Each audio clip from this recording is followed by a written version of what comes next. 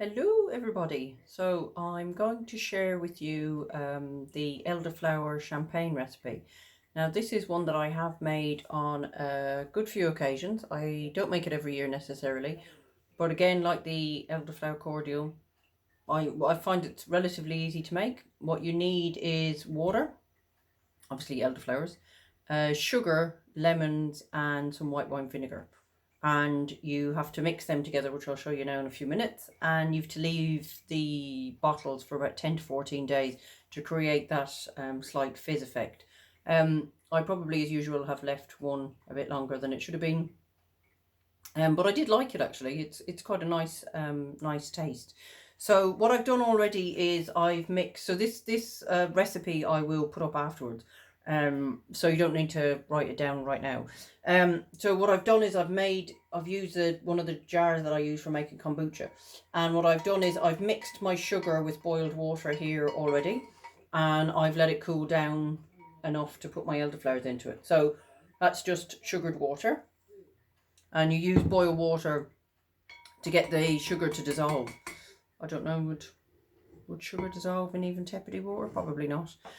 So what I did is I boiled half the water, mixed it with my sugar and topped it up with a little bit more water, or cooler water. So then to that, I'm actually just going to add 2 flower heads. Now, so this is quite a large one, so we'll kind of say that they're 2 sort of averagey ones. I sent somebody on my foraging across the way for us.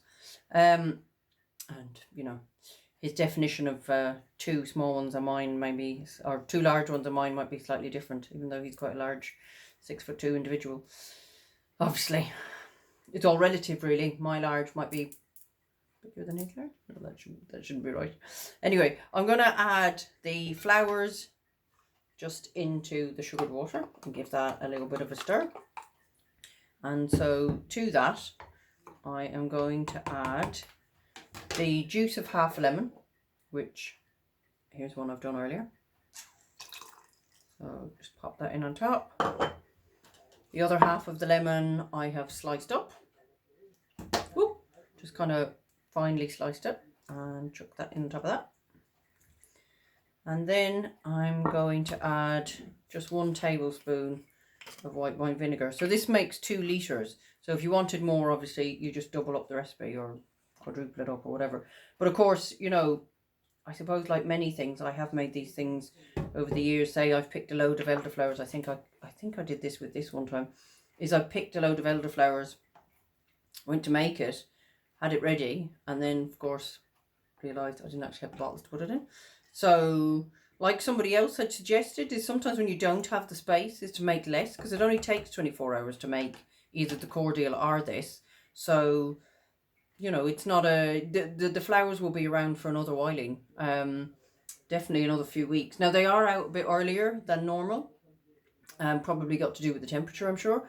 So I suppose while they're still out and about, you could make, you know, a batch that obviously doesn't overload your fridge, and then, you know, as it comes to later in the season, is pick more to have more for longer. Now this doesn't, so that's what it looks like there.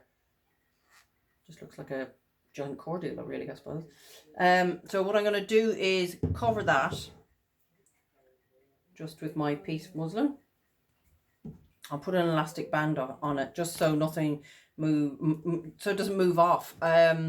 Only because there's a lot of flies and fruit flies around at this time of the year, you know, if you leave anything down. So they will be attracted to the sugar, a bit like the kombucha. And I have found them, you know, it's not that they lift the cloth on or anything, or off, sorry. They're not going to move it around. But just in case that it gets displaced, they will be at it even kind of more. And it attracts more of them, I suppose. So just to be sure that they're not getting in there.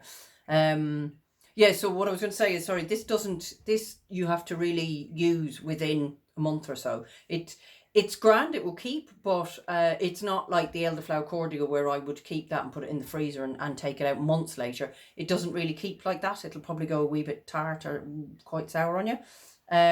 But definitely I've made this several times throughout, and it is quite nice, but it is much better if it's chilled and kept in the fridge. So yeah, I suppose I've never really made massive batches of it either. But this 2 litres would, you know, you can drink that neat. You don't have to dilute this one. So perhaps this wouldn't last you as long. So that's the simplicity of elderflower champagne. So whilst I will strain that tomorrow through a sieve, and then for this what I do is I squeeze the flowers that little bit extra to add a little bit more flavour to the elderflower champagne. And yeah, that's it basically. So I hope you might get a chance to give that a go. It doesn't require so many flowers, so perhaps it might be an easier one to do. But you just need white wine vinegar, would be probably one of the ones that maybe not everybody has at home. So I hope you get to have a go at it and enjoy. And certainly if anybody has made any cordial or gives this a go, let us know how it goes and how it tastes and whatever else. I do know there was somebody who had, Karen I think, had written up a message saying that her elderflower cordial hadn't worked out over a number of years. So yeah, if you have any to show us, let us know what they look like. I'd love to see them. All right, take care. Thank you.